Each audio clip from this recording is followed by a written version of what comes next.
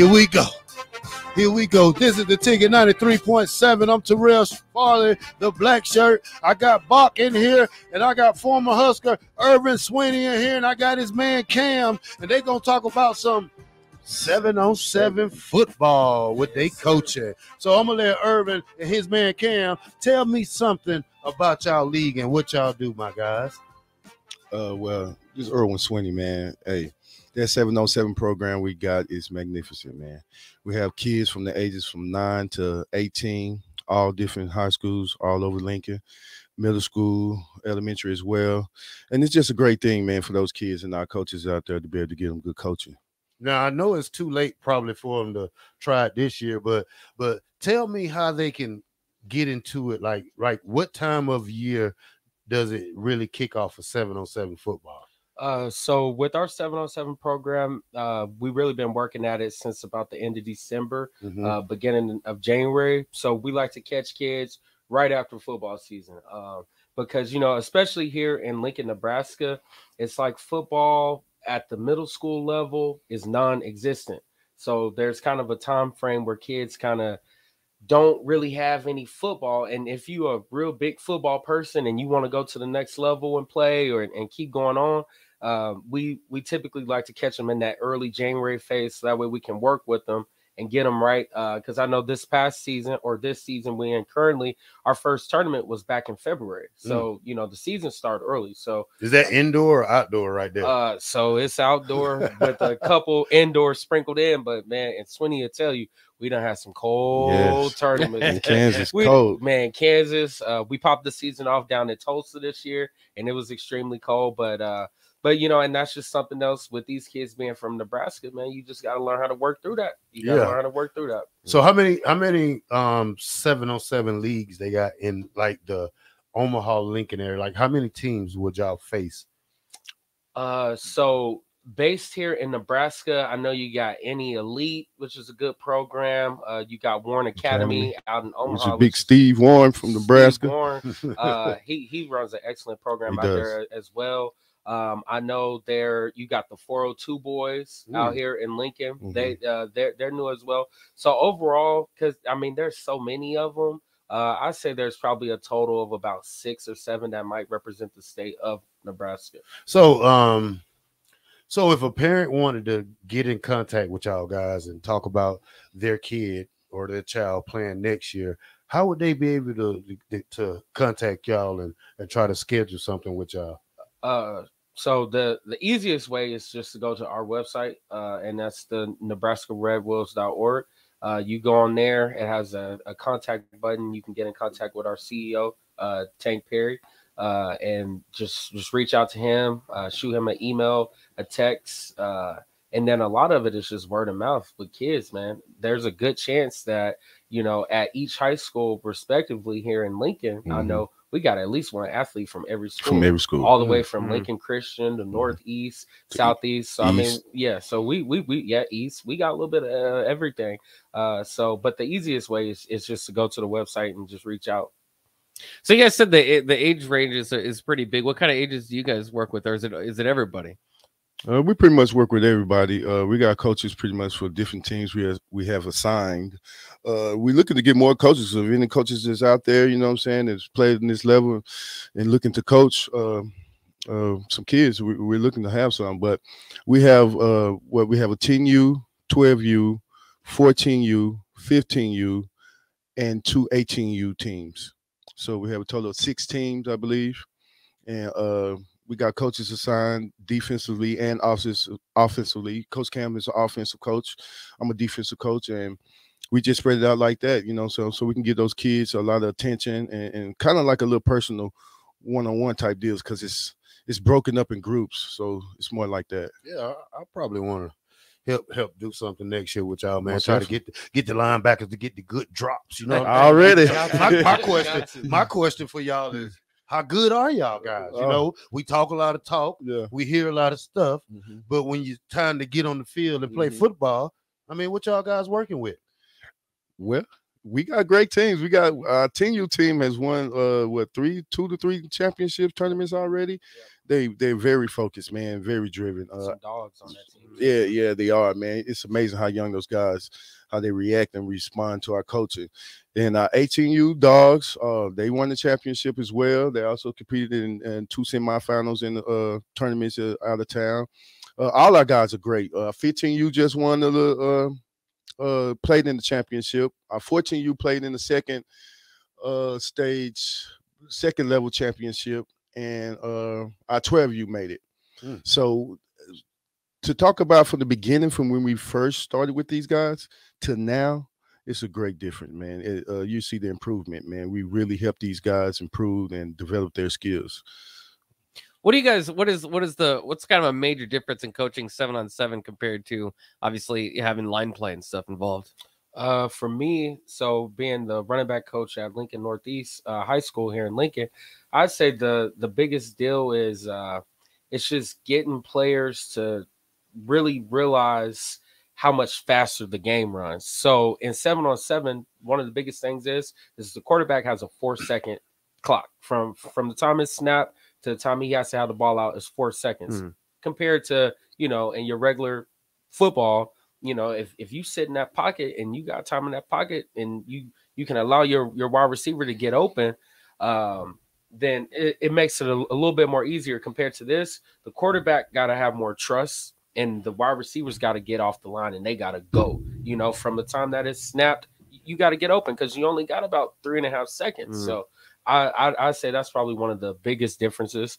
And then I don't know, Sweeney could probably attest to on the defensive side being able to cover. It might put some people say 7-on-7 is more of an advantage for defenses because they don't have to cover down the field for 10, 12 seconds or run with a man. It's quick, jam him, get hands on him on that line, throw him off his route, and play the ball. So I say those are some of the biggest differences. I know Sweeney probably understands the 7-on-7 because we ran it a lot in the summertime in Nebraska. And that was fun for me. I used to have fun because we would get hyped to go out there for 7-on-7. We knew Nebraska wasn't a passing team, but, it was more for us to get good drops and learn how to play man a lot better. And the speed of it was much faster because I think we only did, 6 seconds probably. But, it allows you to get the ball away quicker and everybody to get ample playing time and learn your drop. So when you do come out for the season, you're already up to par because you've been out in the summer. And I think we did it probably Monday, Wednesday, Friday. I don't remember how we did it, but I remember it was so fun just to get out there and do things like that. And I bet these kids are having fun, man. Like I said, if y'all have a tournament coming up in Lincoln or Omaha the next couple of weeks, I would love to go out there and check y'all out, man. We would try to get 93.7 out there to come broadcast the game or something, and we have to talk to our people and see how things go, man, because we all about the kids and the community here in Lincoln, Nebraska. That's what's up. We actually do have a tournament. Right. So we have our first tournament we're going to be hosting out here, and that's going to be our Mother's Day Showdown. That's going to be May 13th and 14th. And the venue for it is going to be the Runza Sports Complex, in that tournament, we'll have our 10U participating, 12U, 14, 15, and both of our high school teams as well.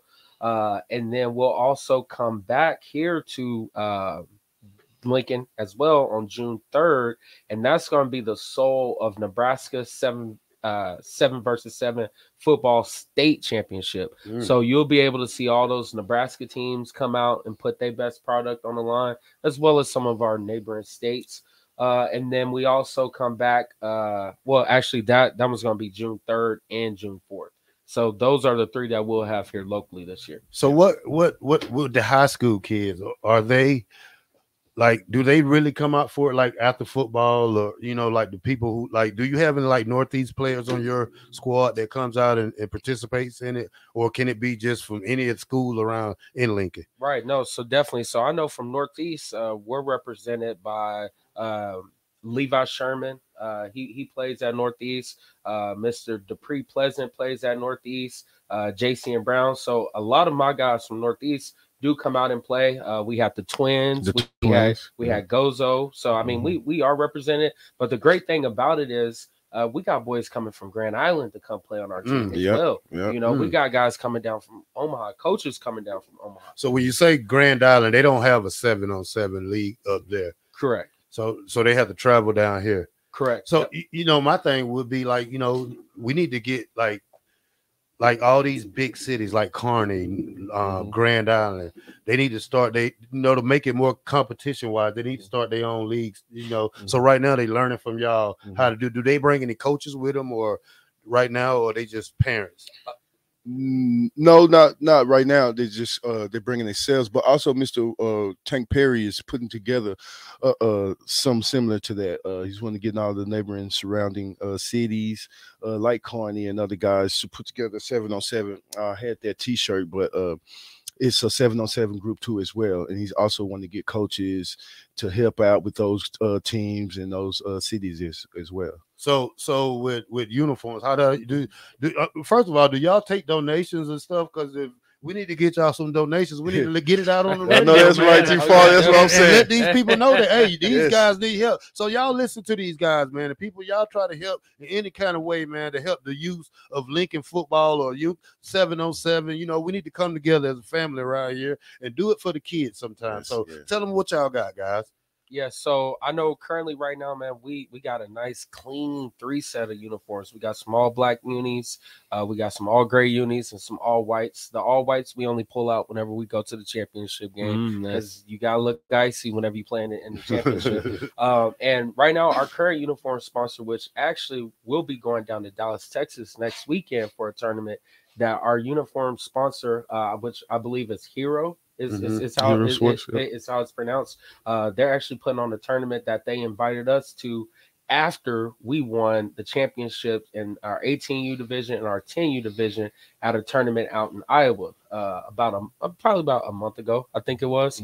And so so as far as uniforms, I know we did have a parent who coaches out in Grand Island. He actually donated a bunch of football cleats to our program as well. And so that's kind of what we've been doing, but we are always open to donations, because I mean, there's a lot of kids that need a lot of help with things, especially whether it's uniforms or meals on trips. I mean, there's all types of things. So if people are open to donating and being so kind, they can always donate. Like I said, just go to our website and reach out to Tank Perry, and he's always open. You hear that, University of Nebraska? These guys need some Adidas. Bring them some Adidas.